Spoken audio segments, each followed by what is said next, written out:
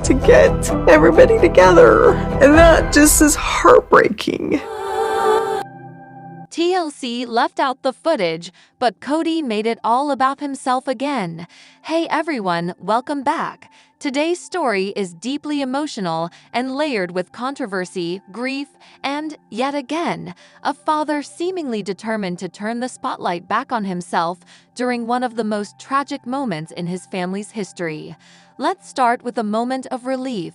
TLC chose not to air any of the footage from the Nevada National Guard ceremony or Garrison Brown's memorial, despite the fact that the production crew was very much present, with photos showing a cameraman named Tim filming at the event. None of that was included in the aired episode. This decision appears to have come amid clear tension within the family, many of whom were reportedly uncomfortable with having such an intimate and painful event filmed for public consumption. Ultimately, TLC made the right choice by excluding it. That footage didn't belong on reality TV. But unfortunately, the rest of the episode veered into troubling territory in a different way. The illusion of a tribute. Rather than focusing on Garrison's life and memory, the episode painted a distorted picture, centering the story around a so-called pilgrimage to Wyoming that quickly turned into a bizarre nostalgia trip led by Kody. The audience watched as what was supposed to be a symbolic burial turned into something entirely different. And it wasn't about grief. It was about him. Janelle had expressed a desire to bury Garrison in Wyoming, near her mother's resting place. Originally, she had thought cremation was against her religious beliefs due to the traditions of the Apostolic United Brethren, which generally discourages cremation. Eventually, she agreed to it. So what we saw was the burial of Garrison's urn, not a casket. That part, at least, carried sincere emotion. But soon after that heartfelt moment, the storyline unraveled. Kody's offbeat neon sign tour. The focus abruptly shifted. Instead of reflecting on Garrison's life or providing insight into the family's collective mourning, Kody took viewers on a personal history tour, pointing out neon signs he had sold over 20 years ago. He excitedly talked about how these signs, though he didn't make them himself, were among the coolest in town. It was an odd, disjointed choice by the producers, and frankly by Kody. It was a complete tonal mismatch. This wasn't a time for self-congratulatory stories from the past. This was supposed to be about a son who died far too young. Robin, seated beside Kody in the confessional segments, attempted to realign the episode's focus by verbally reminding viewers that they were there for Garrison. But if the audience needs reminding, that's a problem in itself. The footage didn't reflect mourning, it reflected ego. Christine and David, real, raw, and heartfelt. Contrast all of that with the scenes of Christine and her fiancé, David. These were among the most sincere and human moments of the episode. The couple sat together playing cards, just being present with each other. In the quiet moments, Christine spoke about Garrison, about the messages she had received from him before his death, her regret for not recognizing the signs, and the weight she now carries. David offered his own experience, revealing that his late wife had died by suicide as well. The emotion in his voice was undeniable. He spoke about telling his kids, about feeling like he had failed as a father, and the pain of watching his family suffer. And in that raw vulnerability, he extended validation and understanding to Christine in a way that truly resonated. That, right there, was grief. That was compassion. That was healing. And it wasn't performative. It was authentic. A road trip with a passenger who was never invited in life. Then came the most tone-deaf moment of the episode. Robin revealed that Garrison's urn was actually riding in their vehicle during the trip to Wyoming. This was a heartbreaking irony that didn't go unnoticed. This is the same couple, Kody and Robin, who refused to let Garrison into their home when he was alive. Garrison had publicly struggled with feeling alienated and rejected, especially during the height of the pandemic, when Kody's decisions fractured relationships within the family. And now, after his death, they're bringing his remains along for a road trip. Robin tearfully described how difficult the journey was, but again, it was framed through the lens of Kody's pain, how he felt, how he was grieving. There was almost no focus on Garrison himself, no meaningful tribute, no reflection on who Garrison was, what he loved, or how he lived. It's hard not to see this as an attempt to recenter a narrative that was never meant to be about Kody to begin with. Dinner conversations and Buffalo Bill. And just when you thought things couldn't get more off track, dinner that evening turned into a strange discussion about Wild West shows, old saddles, and, of all things, Buffalo Bill. Robin shared that Kody's father had been fascinated with the Old West and had named him after Buffalo Bill. Kody chimed in to correct her, clarifying that the name was originally Kody, but was changed to Kody with a K. Then came the jokes. They laughed about Buffalo Bill being a ladies' man. Yes, in the middle of an episode, supposedly honoring a son who had died by suicide, they somehow turned the conversation into a lighthearted anecdote about flirtation and frontier legends. At that moment, it became painfully clear. This was not a tribute. This was a self-serving detour. Where were the voices that mattered most? The most impactful testimonies came from those who truly knew and loved Garrison: Christine, Janelle, and his siblings like Gabriel, Addie, and Savannah. They shared honest memories, raw emotions, and glimpses of who Garrison really was. Their pain was real. Their voices were the ones the audience needed to hear. And yet, Kody's children with Robin, those who did appear on camera, offered no words, not a single one. No simple, "We miss him." No, "He was our brother." Just silence. In contrast, the dominant voice of the episode was Kody's. As has become increasingly common, he positioned himself as the emotional center of a tragedy that deeply affected everyone else in far more direct and painful ways. Once again, the spotlight shifted away from the one lost and toward the one who demands to be seen. What this episode reveals. This episode reveals more than just poor editing or questionable direction. It shows a family still fractured, still grieving, and still deeply misaligned. It reveals how easily grief can be overshadowed by ego. It shows us how storytelling, when handled poorly, can do more harm than healing. At a time when Garrison should have been remembered through stories, laughter, tears, and love, what we got instead was a history lesson in neon signage and a rerun of Kody's greatest hits. Thankfully, some members of the family, especially Christine and David, managed to anchor the episode in something real. Their voices cut through the noise. Their love for Garrison was evident. Their pain was shared. And most importantly, they didn't try to steal the spotlight. They just honored him. That's what this episode should have been. The recent episode, attempting to pay tribute to a lost son, quickly devolved into something more performative than personal, exposing a deeper issue that many viewers could not overlook.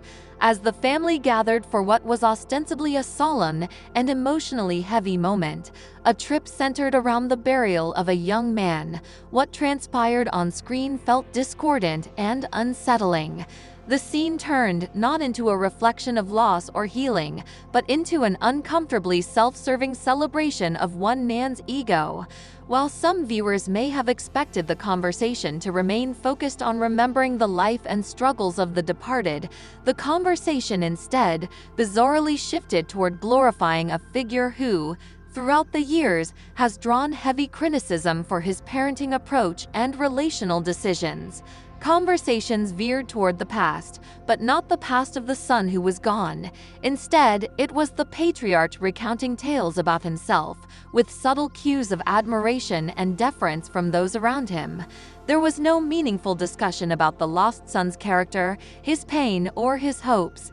The moment, as broadcast, seemed almost stripped of the deceased's identity, and instead saturated with personal glorification. What was particularly disturbing to some viewers was the absence of the very people who knew Garrison best: his siblings, his closest parent, his confidants. There was no significant mention of their grief, no meaningful inclusion of their voices, no organic memory sharing from them. Instead, the center stage was given, again, to the man from whom Garrison had become estranged, a man who, as many recall, played a direct role in the deterioration of his relationship with his son, a man who, by most accounts, had not maintained any meaningful connection with Garrison toward the end.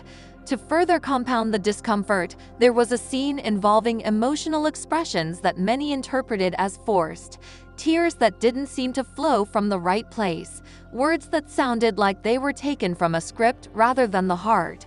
References to how the family was moving on through happy activities felt jarring, especially given the gravity of the moment and the pain that was still fresh for those outside the spotlight. Many fans have openly criticized what they see as an attempt to rewrite history, painting a picture of familial love and connection that simply did not exist. This rewriting becomes especially problematic when it involves the memory of someone who can no longer speak for himself. Garrison had previously spoken out about his mistreatment, had clear lines drawn with certain family members, and reportedly did not want certain individuals present at his funeral. That those very individuals are now being presented as central figures in his memorial has felt disingenuous to many. The sense of exploitation deepened when it became evident that the segment was filmed during a time that was emotionally charged, and yet there was a polished and commercialized tone to the entire thing. For some viewers, the realization that the narrative was carefully edited to support a particular storyline, rather than to authentically reflect the gravity of loss, brought an entirely different layer of offense. Instead of a raw, unfiltered remembrance of a son, it felt like a crafted arc about a father's image. There was also criticism surrounding how memorabilia related to Garrison was being handled. When it was revealed that a military service poster of him is displayed in a garage, it led to justified outrage. Why not in the main living room? Why not alongside family photos, framed with honor and pride? Why regulated to a space often seen as separate, utilitarian, or even neglected? The symbolism here was hard to ignore. The garage, often a man's retreat, might be where this father spends his time, but it's not where most would choose to honor a fallen child's legacy, especially a child who served his country. The implication to some was clear: Garrison still isn't fully welcomed in the home, even after his death. Further mistrust emerged when inconsistencies surfaced regarding the handling of Garrison's remains. Claims were made about who had custody, who released them, and who picked them up, but viewers familiar with public filings and the family's history quickly picked up on contradictions. For instance, old court records reportedly show that the father wasn't legally listed as a parent in key documents, raising questions about his role and authenticity in these narratives. Over time, there seems to have been an opportunistic flip in how this relationship is publicly portrayed, depending on what benefits the storyline of the moment. Another layer to this issue is how certain family members are entirely absent from the storyline. Where are the other children? Where is their grief? Where are their voices? Their silence speaks volumes. It's widely believed that they've chosen to distance themselves from this narrative, not out of indifference, but out of rejection for how their brother was treated. Their absence is not a failure of reunion. It's a testament to broken trust. This isn't just a case of bad editing or poor judgment by a production team. This episode tapped into something that goes beyond the screen. It represents the way real grief can be misrepresented, how trauma can be diluted, and how the lives of others can be used to prop up someone else's image. This portrayal was not just tone-deaf, it was deeply hurtful to many who knew and loved Garrison, and to viewers who watched with the hope of a genuine tribute. What stood out most painfully was the framing of this entire episode, not around Garrison's life, but around how his death affected one man. The grief, the journey, the transformation, it was all, once again, about him. And that has been a recurring theme for years, hasn't it? Whether it's parenting, marriages, or family conflicts, somehow, it always circles back to the same individual and how circumstances revolve around him. Even the minimal references to the son's life, His service, his struggles, his love for his family were mostly surface level. There was no depth, no exploration of what made him unique, no meaningful stories, no friends speaking about him, no cherished memories recounted by those who truly knew him best. What could have been a chance to reflect, reconcile, and honor, instead felt like a missed opportunity corrupted by ego. The episode left many with a hollow feeling, not just because of the loss of a young man, but because of the loss of dignity in how his memory was treated. Families grieve differently, yes, but there is a difference between grieving and performing, and there's a line that should never be crossed when it comes to exploiting grief for optics or validation. Garrison deserved better. His story deserved sincerity. His memory deserved a space free of spin. It's not just about what was said, it's about what was missing. Missing empathy, missing truth, missing respect, missing voices that actually mattered. The episode that should have been about Garrison turned out to be anything but, and no amount of tears, real or otherwise, can change that. In the wake of tragedy, when families either come together or fall apart, the latter seemed inevitable for the Brown family. The death of Garrison Brown left a wound so deep, it didn't just fracture the emotional core of his immediate family, it exposed years of silent resentment, unresolved tensions, and paternal absence. While the public mourned with the Browns, there was an unmistakable silence that emerged in the background, a silence from Kody that his children could no longer ignore. Savannah, still reeling from the unexpected loss of her brother, found herself isolated not just in grief, but in the realization that her father's presence had become increasingly symbolic rather than real. Her journey to the funeral site, flanked by Janelle and a few family members, was marked by an eerie absence, not just of Kody physically, but of his emotional relevance. In that absence, something shifted. The mourning process wasn't just about Garrison's departure, it was a long overdue recognition that the family Kody once led had already disintegrated in heart, if not yet in name. The emotional divide didn't occur overnight. Over years, Kody's preferential treatment of certain relationships, particularly with Robyn and her children, alienated the rest of the family, creating an internal class system that left others feeling like spectators in their own family narrative. When Kody and Robyn failed to show the expected level of compassion after Garrison's passing, it wasn't just a misstep, it felt like abandonment. That perception wasn't based on one singular moment, but a culmination of Kody's gradual disengagement, a pattern his children had been tracking long before tragedy struck. Gabriel, another son deeply affected by Garrison's death, had already expressed emotional distance from his father. He had tried to reach out on his birthday once, only to be brushed off, leaving a scar that festered long after the phone call ended. For him, Garrison's death reopened wounds that had never truly healed. Kody's attempts at reconciliation, if any, felt too scripted, too delayed, and ultimately too little. The public statements Kody made following Garrison's death were perceived by many, including some of his own children, as performative. While he shared grief and spoke of remembrance, the sincerity felt absent, especially when compared to the quiet dignity Janelle maintained throughout the mourning period. For the children, their mother had become the true emotional pillar. Her strength, her presence, and her unwavering support stood in contrast to the absence and excuses they'd grown accustomed to from their father. Inside the family, the atmosphere began to shift. Cousins who once played freely now tiptoed around unspoken tension. Siblings who might have once sought unity under their father's roof began forging separate paths that did not include Kody. The bonds that held them together were no longer familial obedience, but mutual understanding of shared neglect.